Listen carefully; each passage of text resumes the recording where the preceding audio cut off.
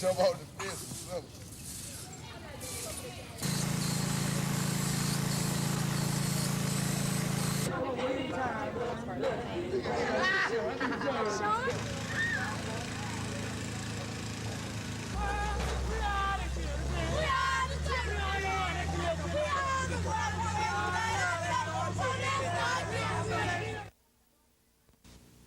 We have some reports you can pick up. I brought the single parent conference and the school report. Reminder list you need for your. The problem is not going to be resolved by simply pointing the fingers. Teachers can't afford to point the finger, our parents can't.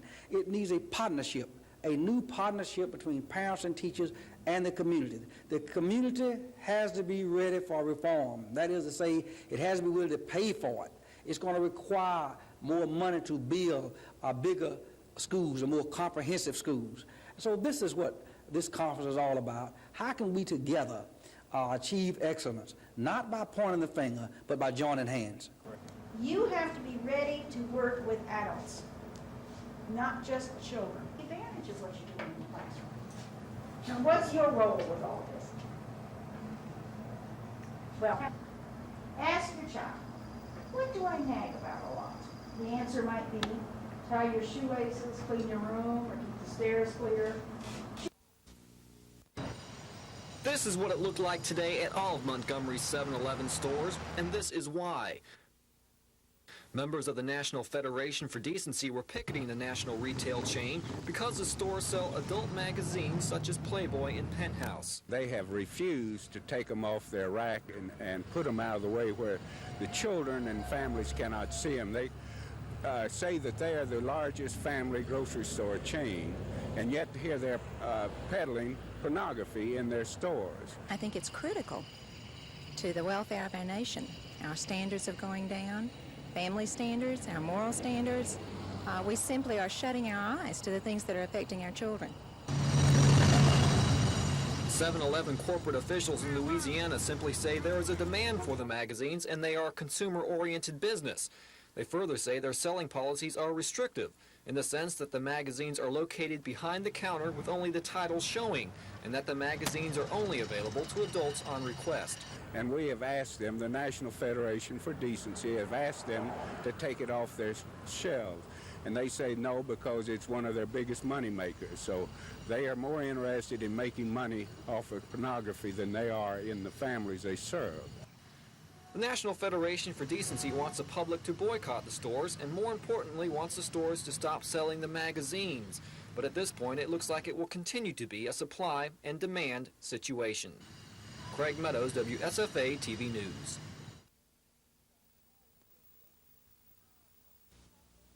Okay, how are you doing today? We're both doing fine today. Okay, good. And how's Adam? Adam is doing real good. They're still got him in ICU, and their mommy is real close, and he's watching him right now. Mm-hmm. And you said they took him off the respirator today? Right, they took him off the respirator first thing this morning, and they've got him on some oxygen to kind of help him breathe right now that he'll probably be on for the next couple of days. Is he pretty alert today? How's he feeling today? Well, he's been talking to us a lot today, and he recognizes us both and wants us to hold his hands and everything like that. So he's really alert right now. Mm-hmm. And so what's the situation now? Is he still in intensive care? How long will he be in intensive care, and when will we all be coming back to Montgomery? Well, according to how he does, of course, he'll probably be in intensive care for the next 2 to 3 days. And that is if nothing comes up. And then he'll go into a private room where we'll be for the next 6 to 8 weeks.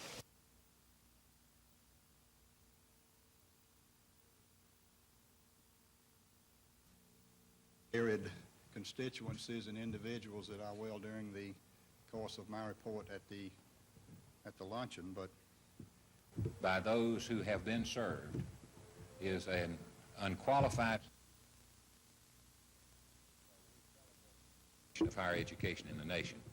So we're celebrating the ending of the campaign on a very successful note, and without a doubt, by any measure you want to use, the Generations Fund, which was promoted so successfully by those who have been served is an unqualified success.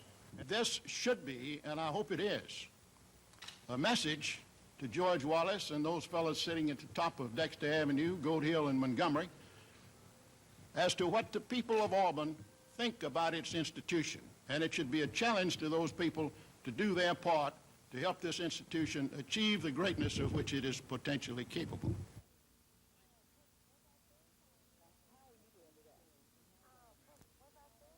Okay. How are you doing today? We're both doing fine today. Okay, good. And how's Adam? Adam is doing real good. They're still got him in ICU, and they're monitoring him real close and just watching him right now. Mm-hmm. And you said they took him off the respirator today? Right, they took him off the respirator first thing this morning, and they've got him on some oxygen to kind of help him breathe right now that he'll probably be on for the next couple of days. Is he pretty alert today? How's he feeling today? Well, he's been talking to us a lot today, and he recognizes us both and wants us to hold his hands and everything like that. So he's very alert right now. Mm-hmm. And so what's the situation now? Is he still in intensive care? How long will he be in intensive care, and when will we all be coming back to Montgomery? Well, according to how he does, of course, he'll probably be in intensive care for the next 2 to 3 days. And that is if nothing comes up. And then he'll go into a private room where we'll be for the next 6 to 8 weeks.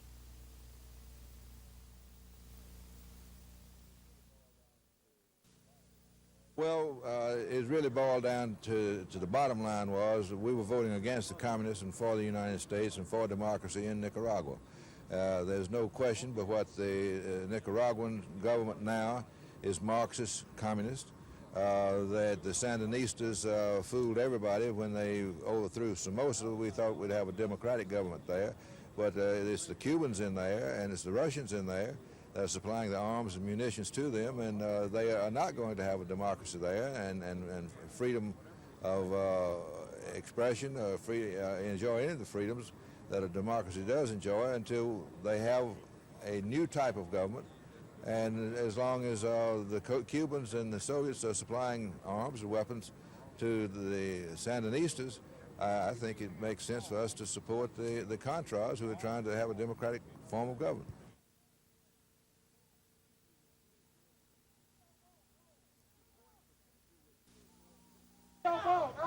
The scoring procedure was geared for the defense last night, but the offense showed signs of brilliance. In the first half, senior Morris Brown handled the running chores for Alabama State and was on the receiving end of quarterback Anthony Benjamin's swing pass. But a few plays later, defensive back George Jenkins scored 3 points when he intercepted this Benjamin pass. The Gold's next series was capped by Brown's 3-yard run to even the score at 6. Alabama transfer Andrew Gilder led all Hornet runners with 60 yards on 15 carries. Benjamin completed 16 of 27 passes for 151 yards.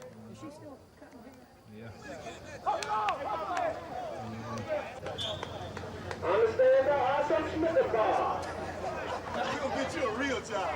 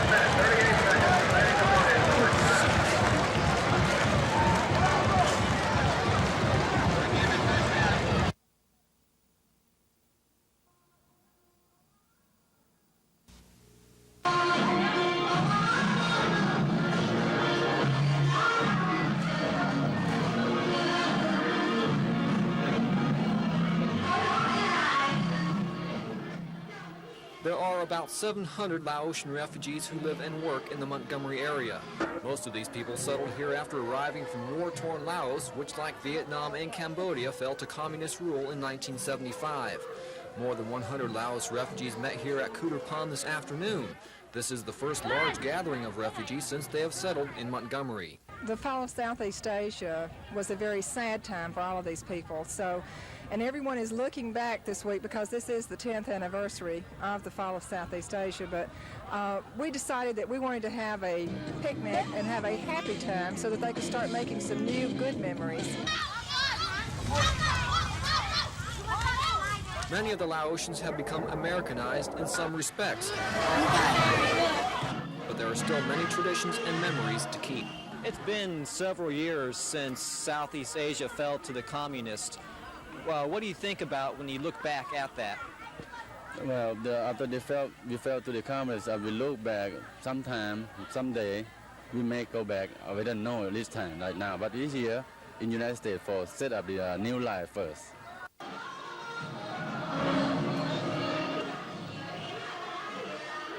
Craig Meadows, WSFA TV News.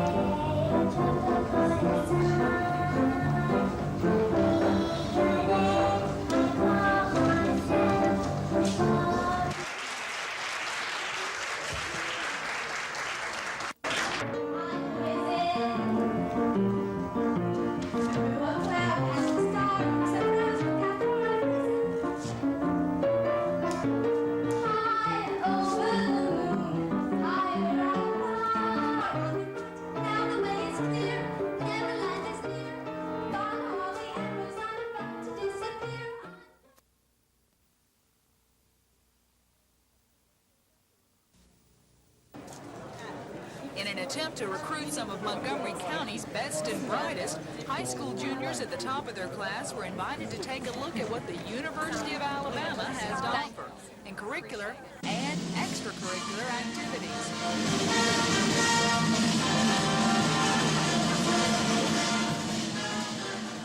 University President Dr. Joab Thomas says much has changed since he took over the helm in 1981. We have made, I think, very substantial progress in the last 4 years at the University of Alabama. We've raised our admission standards. Maybe I'm scaring you away. We've also raised our retention standards. It's a little harder to get into the University of Alabama now. It's a little harder to stay at the University of Alabama. In addition, the university has instituted a core curriculum program requiring students to develop writing skills as well as take humanities, foreign language, and computer science classes rather than bypassing those in favor of easy or CRIP courses. Dr. Thomas says Alabama offers high achievers the opportunity to stay in their home state to receive a good education rather than go out of state to a Duke or Princeton. The atmosphere of a true community of scholars, so that you will not only feel comfortable, but you'll also be challenged, and you'll have the kind of support services and the kind of help that will ensure that you succeed and that you rise to the challenge that's before you and that you perform up to your maximum capacity. Dr. Thomas won't know until the summer and fall of '86 when these students begin attending college whether or not this assembly performed up to its maximum capacity. Lisa Walsh, WSFA TV News.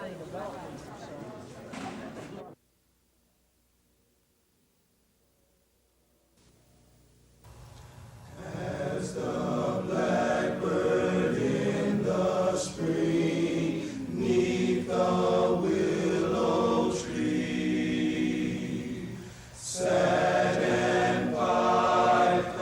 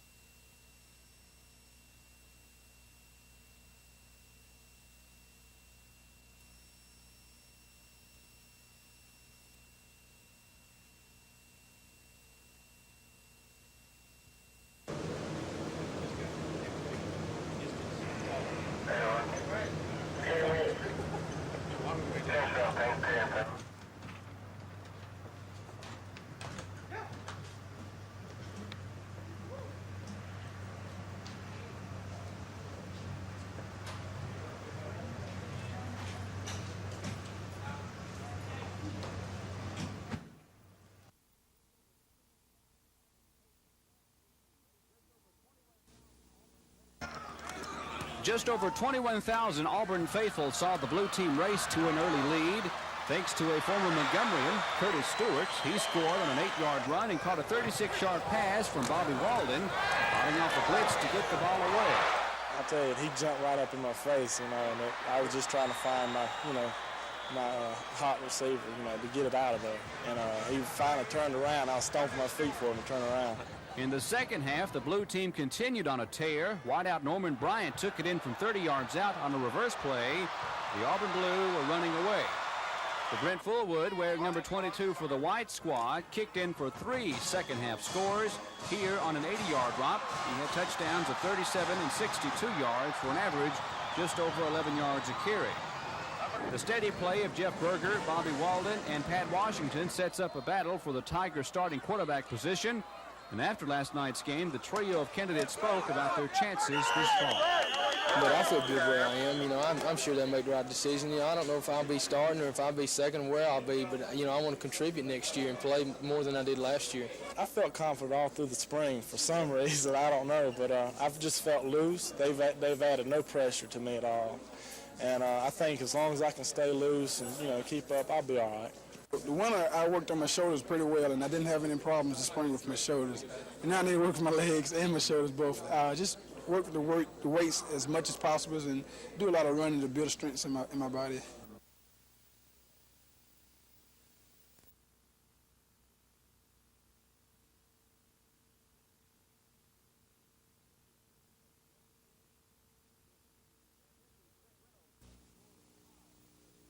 Houston's Craig Reynolds broke a scoreless tie in the third inning when he belted a Perez fastball for a solo home run. Perez pitched 6 in the third innings tonight.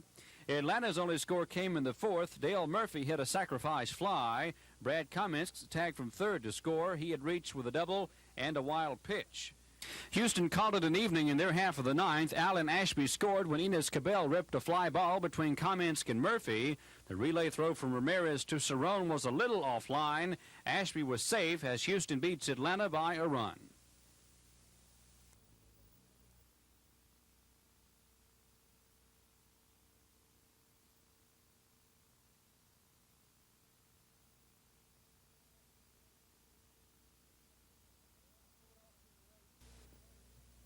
First half, Philadelphia in red. Julius Erving misses the jumper, but Moses Malone there to put in the rebound. Moses with a fine performance. Bobby Jones will feed Charles Barkley. Barkley fakes out Terry Cummings. Barkley with the jam. He had 19 points. Philly led 66-51 at the half. Second half, Kevin Greavy intercepts the pass from Andrew Toney, but Greavy loses it. The ball will go to Clem Johnson, to Moses Malone. Malone led all scorers with 27 points. Terry Cummings here, guarded by Bobby Jones. Jones comes up with the steal. It goes to Clint Richardson. Richardson to Cheeks. Cheeks with 18 points. Richardson also added some offense, scoring 22. Philly wins it 127-105. I'm Michael Stone for NBC News.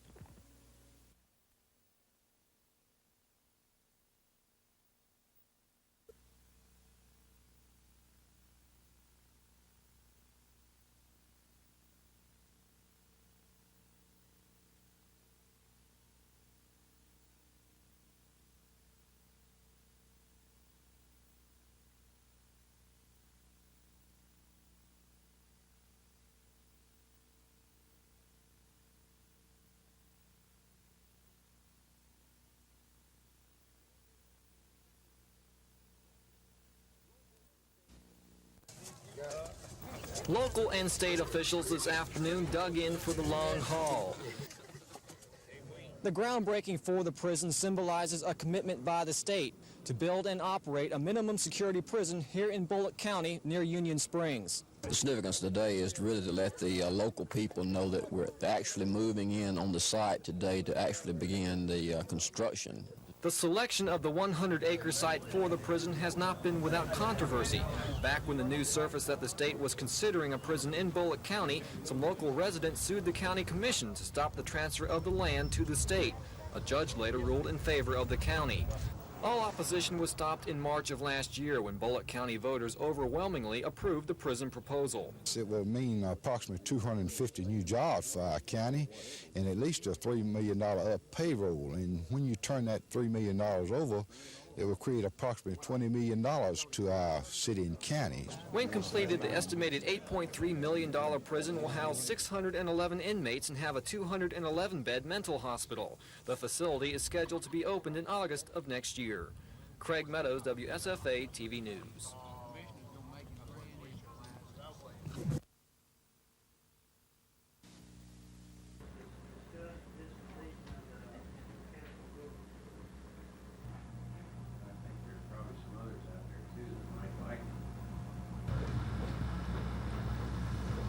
Not our hands, but we can make sure they got a clean lawn. I'd move it. I don't care about that. What's that court order concerns Montgomery County, Montgomery City Waterworks Board? Doesn't it address that on the laborers you talked about? My interpretation is it applies to all employees. It hasn't been that way. Revenue's Special Investigations Unit is taking a close look at drug-related tax fraud in Alabama's three largest cities, Birmingham, Mobile, and Montgomery. One case in Mobile involves $400,000 in unreported income. The Montgomery case, according to Revenue Department officials, totals $300,000 in suspected illegal drug profits. Revenue Commissioner Jim White. We've now, our fraud unit now has 7 active investigations ongoing that are drug-related. They relate to unreported income. And we anticipate that within the next 3 to 4 weeks that these cases will probably be brought to a grand jury, and we expect to get indictments in every case. We're talking about income several $million, but with Alabama taxes due of at least between $200,000 to $250,000 per case. Commissioner Now, White says the this Montgomery kind of case is falls expected hand to in be hand, presented goes to the hand in county hand grand with jury in Governor several Wallace's weeks. This is Norman crackdown on drug WSFA dealers. TV News reporting.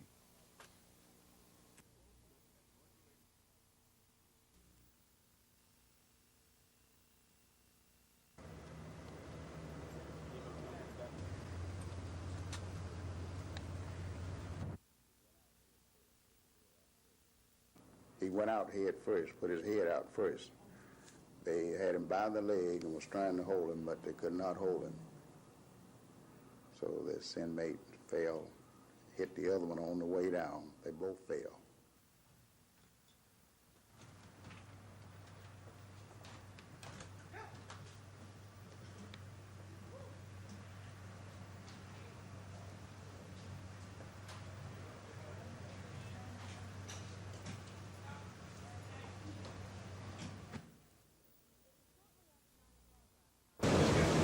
It was shortly after 9 o'clock last night when Porter and another inmate, Michael Woods, attempted their ill-fated escape by overpowering the prison guard at the Montgomery County Jail. He attempted to open the door. The inmates pushed the door open on him and threw what we later discovered to be shaving powder in his face. They slammed him against the wall and ran for the catwalk. The two prisoners made a makeshift rope out of torn bed sheets, hung it out of the 4th floor window, and attempted to climb down. Woods made it to ground level, but the flimsy material tore under Porter's weight. They tried to hold him. He went out head first, put his head out first. They had him by the leg and was trying to hold him, but they could not hold him. So this inmate fell, hit the other one on the way down. They both fell. According to Lieutenant J.W. Pilgrim at the Sheriff's Department, Porter is currently at Baptist Hospital for treatment of several broken bones. Porter is scheduled to go to trial on the sodomy and robbery charges next month. And Lieutenant Pilgrim says he can expect to have first-degree attempted escape charges tacked on. Terry Stanton, WSFA TV News.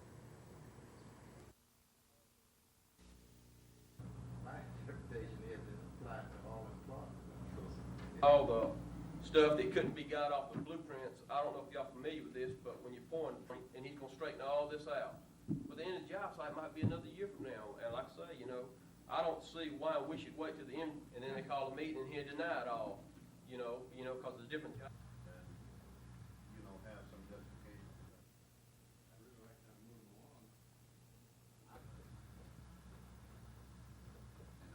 Still about $40,000 or $50,000 left to be furnished, then we found out something was wrong. So we went up down and had Pearson, Humphreys, and Jones man, Jeff Johnson, come down to our office sat down, and you know, we discussed the problem and all that stuff, and he looked at it and said, yeah, you're right, you know, the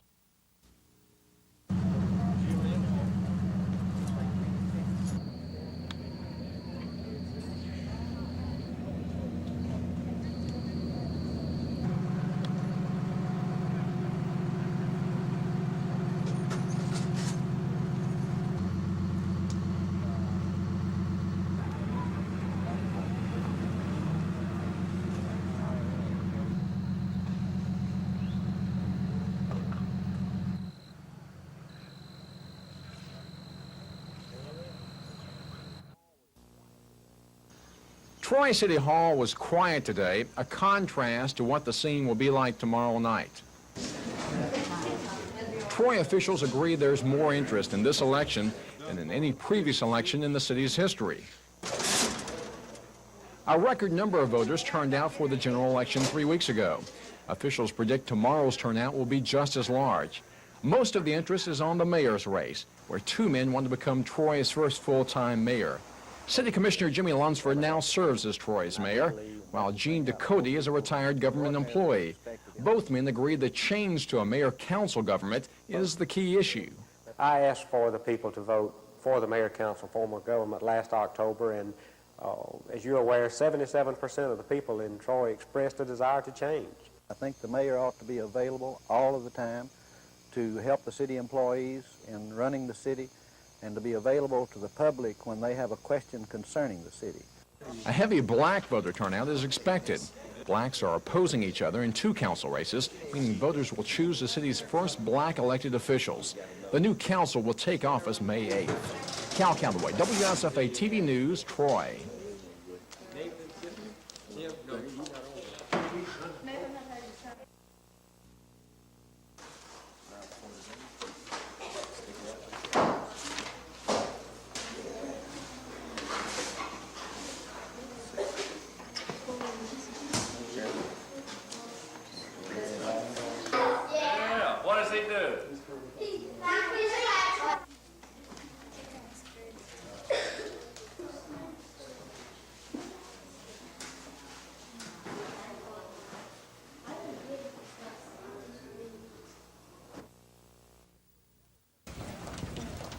The verdict was never really in question. Smith confessed to sexually assaulting Willie Mae DeBartoleben, then strangling her with a telephone cord and stealing her gun.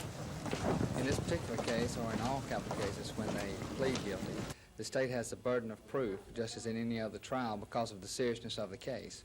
Therefore, we have to go forth and put on the basic case, and so that's why we went through the case anyway, which took a full day, whereas if he had not have pled, we probably would have been here some 5 days with the case. As long as he's off the streets for good, I think justice has been done. Smith had only been in Montgomery a few weeks when he went to the victim's house, by his own admission, looking for money. He'd just been released from prison in October of 1983 after spending 8 years behind bars for rape and robbery in Birmingham. And now Smith will be off the streets forever. Gina Gregory, WSFA TV News.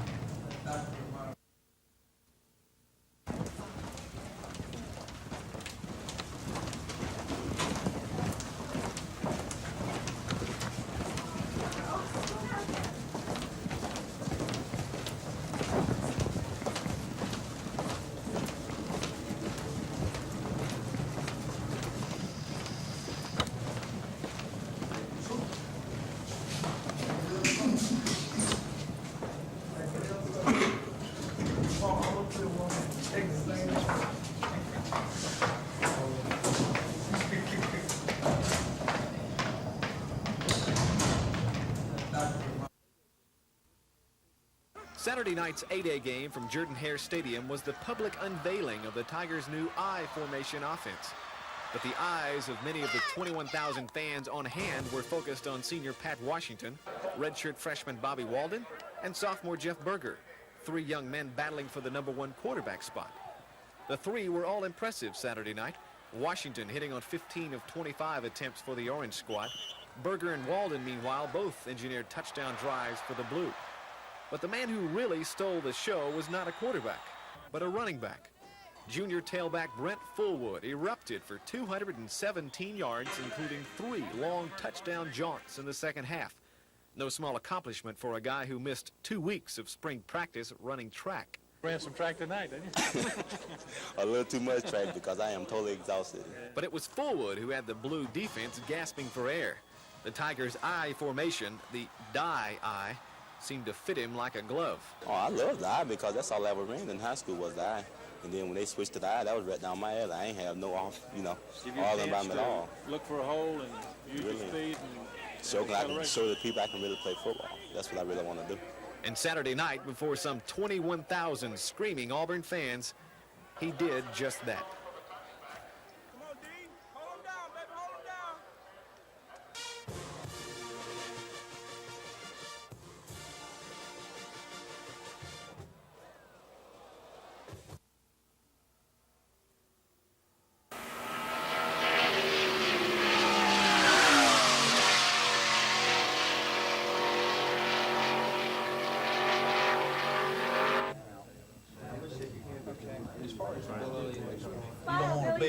It's a track where you hold the throttle wide open until the gas tank runs out or until you encounter another car, either to lap it or competitively where you have to back off the throttle to miss the other car. I think if we do all the things, we run a good race on the track, in pits, the car is good and strong, reliable, we don't have any problems, mechanical problems or anything all day long. I think that we've got as good a chance as anyone.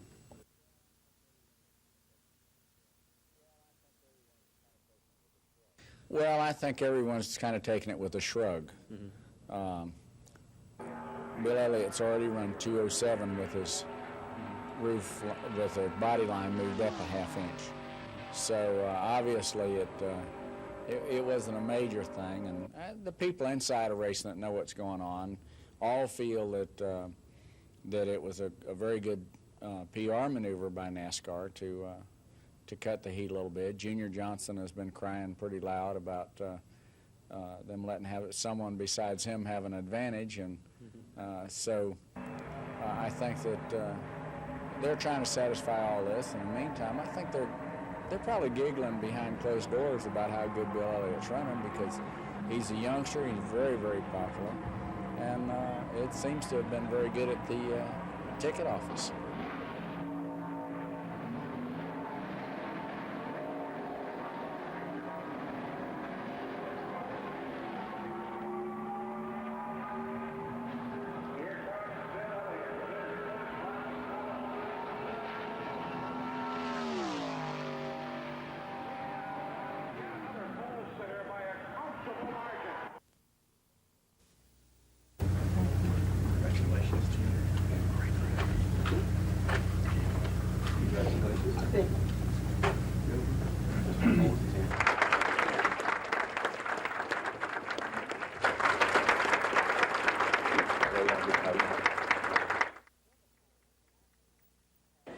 Civitan International has for the last 10 years been the most active club nationwide in recruiting single people and ladies especially. So we thought we would just do a little brainstorming, me and some other singles, and run an ad in the paper and see what kind of response we would get. And we have had close to 300 people who have attended the 5 meetings we had. It's just been a tremendous response.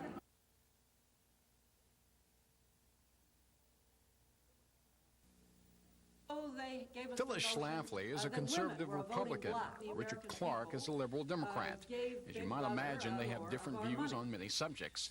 Schlafly believes the re-election of President Reagan will have a lasting change on American politics and culture. But in 1984, we certainly had the clearest choice between what you might call conservatism and what you might call liberalism of any election in modern history.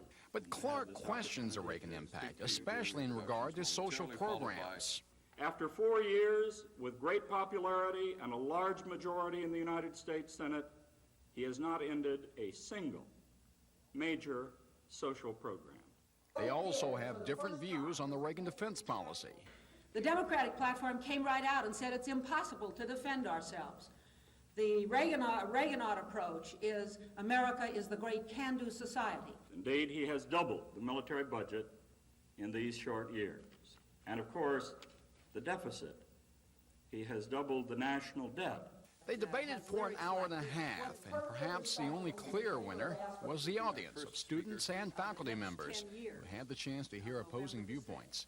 Cal Calloway, WSFA TV News, Troy. We had 424,000 recipients. When he left The index of measure that you might choose to apply, our law is exploding. It comes as a part of a celebration and remembrance of which the vast majority of the lawyers in this state have fought tooth and toenail this idea of lawyer advertising. They recognize that the only advertisement worthy of a lawyer is his reputation.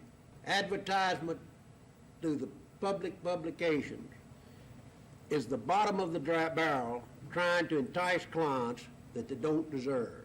With the legal profession, then you would seek the deviation of its members from the norm. And Barry Mohan wants to have an interclub.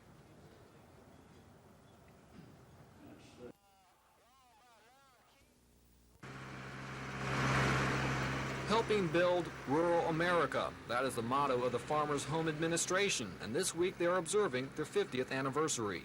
It has now evolved into a multifaceted business, which is the third largest bank in the state of Alabama. There's over $1.7 billion loaned out, has helped literally tens of thousands of people, either farmers or homeowners or people who want rural water. It's helped me during the hard time, during the drought, to be able to meet obligations that I couldn't have made elsewhere if it hadn't been for the Farmers Home Administration. There's no doubt the FMHA programs have worked, but today there are still many farmers who are going out of business, and many farmers have become disillusioned with the FMHA. We face some difficult years ahead of us, but we still continue to work with the majority of people. We're still working with over 97% of the people that we started with. Ritchie says it is hard to predict the future, but he says the FMHA will continue to play a meaningful role in developing rural Alabama. Craig Meadows, WSFA TV News.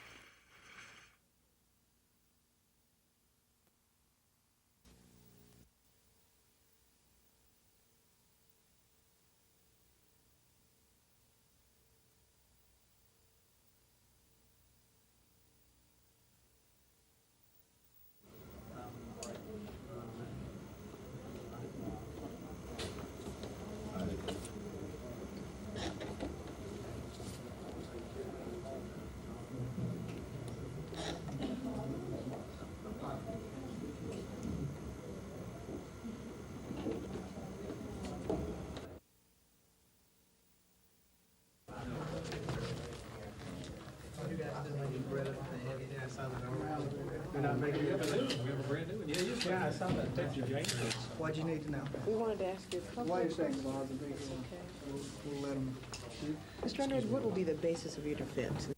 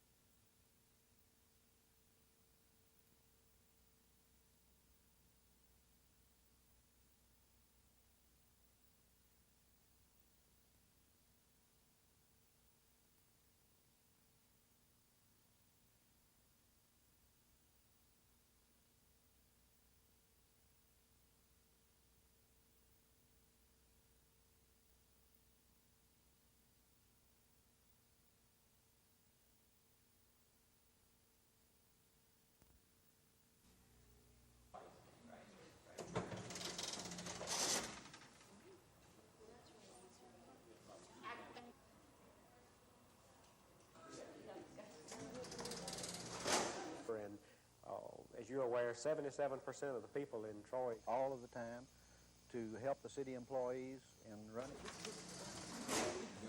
Let's check over here. He's real than that.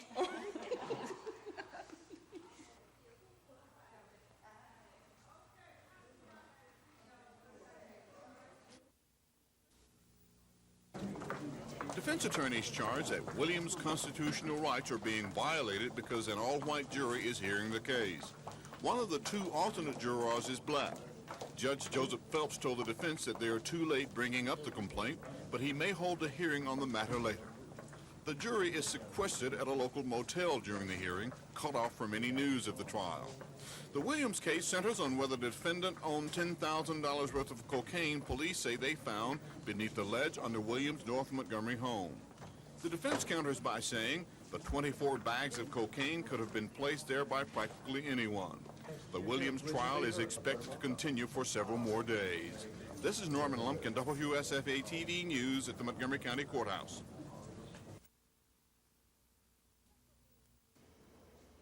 Special needs means special circumstances, like these children, 4 boys from the same family who need a home together. Or this little boy who's blind and has cerebral palsy. It takes a lot of work finding a family who not only wants, but is qualified to adopt these children. The Department of Pensions and Security is using new methods to recruit these families. The focus has certainly strengthened in recent times because of increasing numbers of children who are becoming free for adoption, and again because of the larger number of special needs children for whom we don't have a large number of adoptive resources available. Is this helping so far? I mean, are you able to sell the idea of adoption through these methods? We certainly think so. We're seeing a lot of progress with our efforts at this point. We think that certainly we have a long way to go, but we are constantly trying to develop new ways of making the children visible in the communities of Alabama as well as out of state. At any one time, there are 200 children who need homes, and to make them more visible, the department is sending out flyers and working with other states to get the word out about the children who need homes. There's no shortage of families who want white, healthy children, but for special needs children, it's just the opposite. And PNS hopes through the new recruitment program, this will change. Gina Gregory, WSFA TV News. It's costing local school board officials $6.2 million to pay the 250 teachers hired under an accreditation program 8 years ago. Money for the salaries comes exclusively from the half-cent county sales tax, but the school board must dip into other revenue sources to cover the total cost of the accreditation program. If the school board must foot the bill to pay for its share of the proposed pay raises for its teachers, a financial crunch could result, and that could affect accreditation. It may mean libraries not being in all the schools. It might mean counselors will not be there for the kids. It would reduce staff, and it might increase class sizes back to where they used to be, 35 to 40 in a classroom. And that certainly doesn't affect the child in a positive way. Legislators are considering a provision to help out local school boards. There was a figure put into the budget by the Ways and Means Committee, and that figure is $6 million. And that was put in there to defray the cost of the raises for the teachers that are over and above the number that the state funds. While the local board does not object to the teacher pay raise, it is concerned over how to finance the 15% salary raise. Local school board officials are waiting to see what final action the legislature takes on the pay raise bill. In the meantime, school officials are considering asking the public to ponder perhaps an unpopular request, raising ad valorem taxes now to pay for quality education later. Kim Davis, WSFA TV News.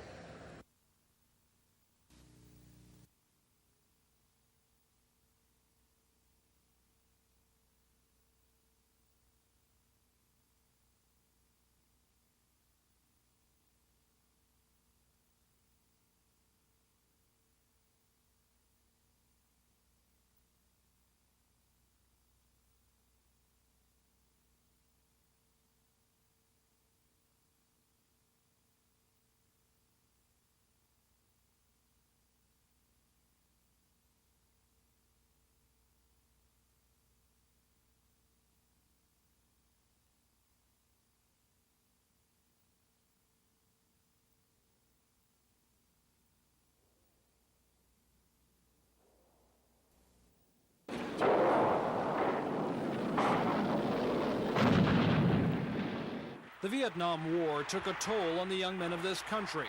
There is little doubt of that. For the many that suffered death or physical injury, thousands of others were left mentally scarred.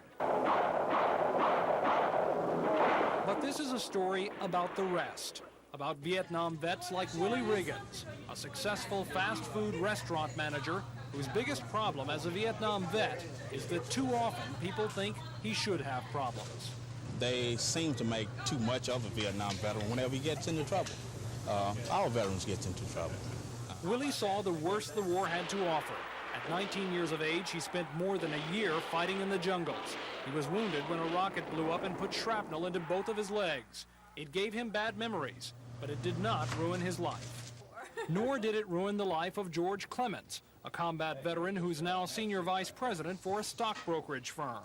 It's helped me tremendously through my business career in understanding different people, different problems, and different pressures that they have and how they react.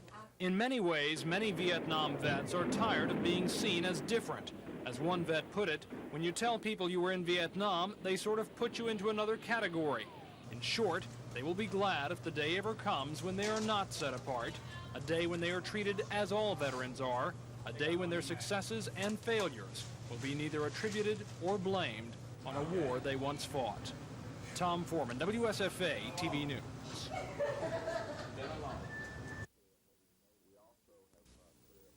We also have cleared up what we know to be 15 other burglaries in that area, in the Halcyon and Bell Road area. We have charged him at this time with 6 counts of burglary in the second degree, and the other charges are still pending because we feel that some of these people have not even reported these burglaries or may not even be aware of some of these burglaries. These are burglaries that he has made us aware of himself.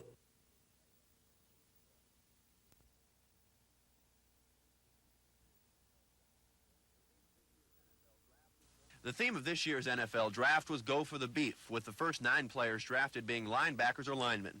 It wasn't until the Jets' choice of wide receiver Al Toon did a player from a glamour spot get selected. Buffalo had the first pick, and to no one's surprise, they picked Bruce Smith, the Outland Trophy winner from Virginia Tech. The Bills had the 280-pound Smith signed in January. The second choice went to Atlanta as a result of a last-second trade with the Vikings. The Falcons selected Pittsburgh offensive tackle Bill Fralick. Fralick, a consensus All-American, made it clear that Minnesota was not a place he wanted to play, prompting the trade. Houston picked third and selected defensive tackle Ray Childress of Texas A&M, while the snake-bitten Vikings picked Chris Dolman, a linebacker from Pittsburgh. Indianapolis selected next, and they chose Dwayne Bickett, a linebacker from the University of Southern California. The Lions chose offensive tackle Lomas Brown of Florida as the 6th pick, while Green Bay chose another offensive lineman in Ken Rutgers of Southern Cal. Next, the Bucs chose Ron Holmes, a defensive end from the University of Washington, and the Eagles followed with Kevin Allen. The Jets then selected Al Toon. Next up was Houston, who took Toon's teammate from Wisconsin, cornerback Richard Johnson. San Diego took offensive lineman Jim Lackey next. Bernie Kosar's favorite target, Eddie Brown, went to the Bengals. The first running back picked was Ethan Horton, the 15th choice, goes to Kansas City. Then the 49ers, wheeling and dealing, chose Jerry Rice from Mississippi State. Rice was obtained after the 49ers improved their draft position in a trade with New England. There were only 4 wide receivers chosen in the first round. The last was Jesse Hester of Florida State, who was selected by the Raiders on the 23rd pick. There were no quarterbacks chosen in the first round, and it wasn't until the 37th pick that Randall Cunningham of UNLV was chosen by the Eagles. And only 4 running backs were chosen. Besides Horton, George Adams, Steve Sewell, and Lorenzo Hampton went in the first round. Fred Rogan in Los Angeles for NBC News.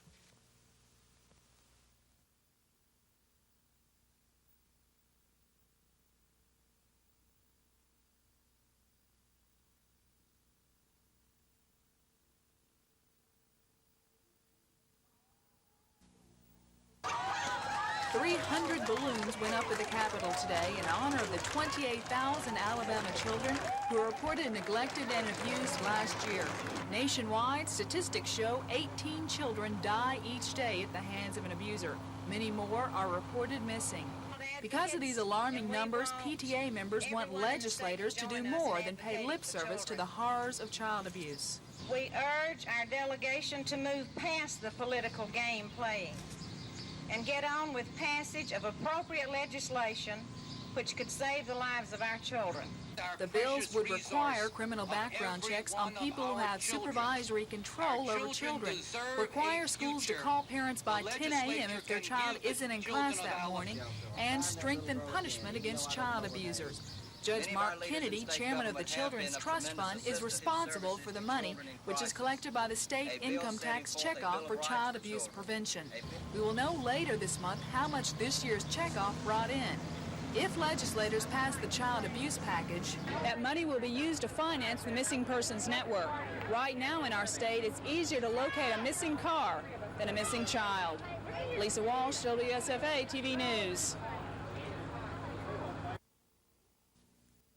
Bingo, ceramics. 10 semifinalists, ranging in age from 72 to 90 years young.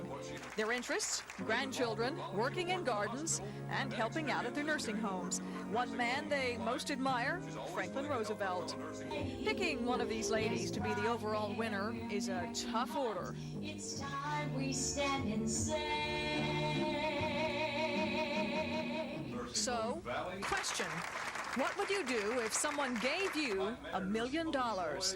I think I'd put them in the nursing home because I'm happy. I'm so happy. We happy now. But with that answer, the judges knew who their winner would be.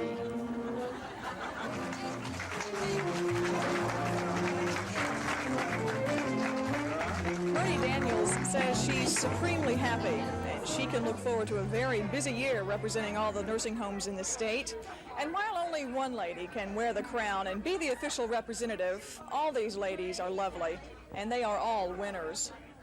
Gina Gregory, WSFA TV News.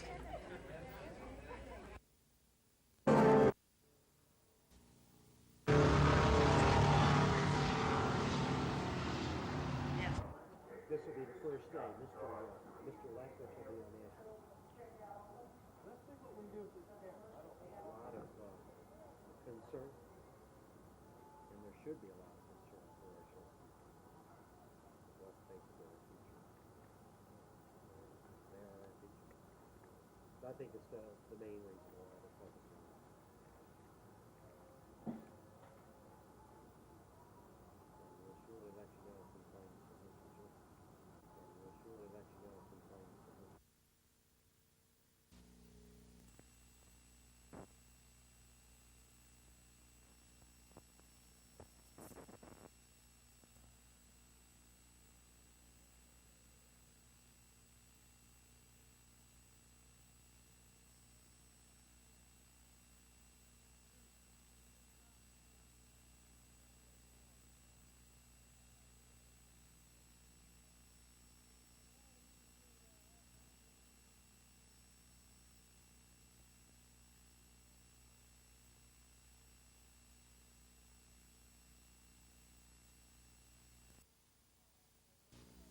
Price was not told that I was going to make a speech.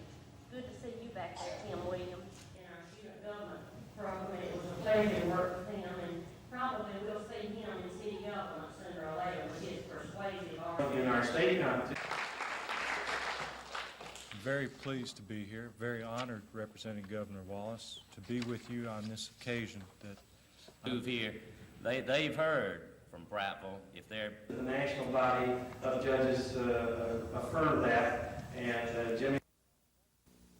And in fourth place in the nation in persuasive oratory was Mr. Jim...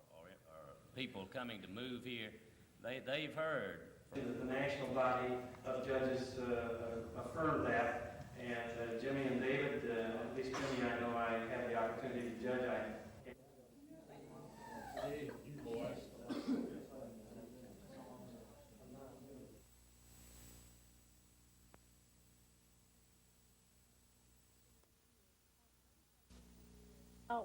For 6 years, Betty Keltz lived what she called a life of hell.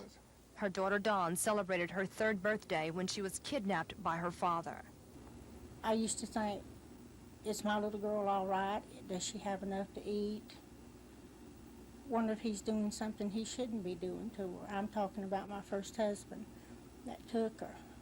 Now remarried and raising a 2nd daughter, Mrs. Keltz considers herself a lucky parent, though she knows there are thousands of parents who spend painful days and sleepless nights worrying about their missing children. A part of you is taken out, that it feels like somebody has just reached in, took your heart out, took your feelings, something that I don't think can ever be put back in your soul again, I must say. There weren't nationwide child find programs like the one sponsored by Kmart when Mrs. Keltz searched endlessly for her baby 17 years ago. The Kmart Corporation today began distributing leaflets with pictures of 4 missing children and all photo processing orders. We should be concerned about our children, all our children, and that's why we got involved. In Montgomery, police say there are no active missing children reports in the file. Encouraging news for Betty Keltz, who wants to make sure the record remains unblemished. I want all the information I can possibly get to teach my daughter now how to protect herself, what to look for, because I will put it to you this way. I don't think I could ever make it through losing another child. I was fortunate mine come home. Kim Davis, WSFA TV News. No, I don't think I could take that. That's hard. And I don't think I could take nobody sexually abusing my child either. A pretty winner. Oh, thank you. Thank you. That's quite a compliment. Thank you so very much. Well, what did you do that made the judges select you, do you think? What did I do? Just smiled and talked to them. I didn't flirt with them. You didn't flirt? Well, what if you had? That might have made them, would that have made any difference, you think? I don't think so. I don't know. I didn't try it. I just told them just what I did and how happy I was in the home, and I helped there. We now started us a wonderful flower garden. Oh, I love it. We got a fantastic home. That's the truth. But now, if I'd flirted with them, I don't know what would happen. Do you?